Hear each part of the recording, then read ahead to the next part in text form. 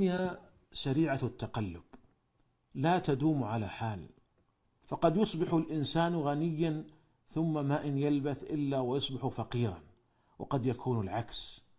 ولهذا فعلى المسلم أن يحرص على هذا الدعاء العظيم الذي كان يدعو به النبي صلى الله عليه وسلم.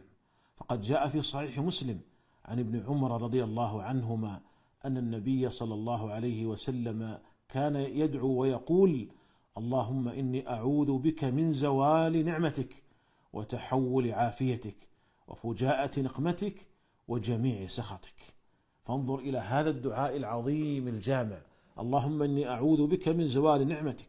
فإن الإنسان ينعم الله تعالى عليه بنعم عظيمة، ويسأل الله تعالى أن تدوم هذه النعم وألا تزول.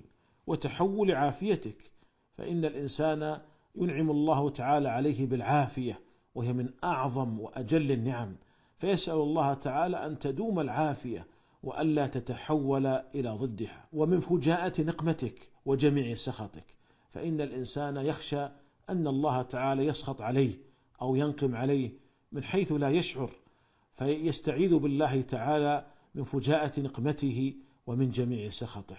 فانظر إلى هذا الدعاء العظيم الجامع الذي ينبغي أن يحرص المسلم عليه، وأن يدعو الله عز وجل به كل يوم، فيقول: اللهم إني أعوذ بك من زوال نعمتك وتحول عافيتك وفجاءة نقمتك وجميع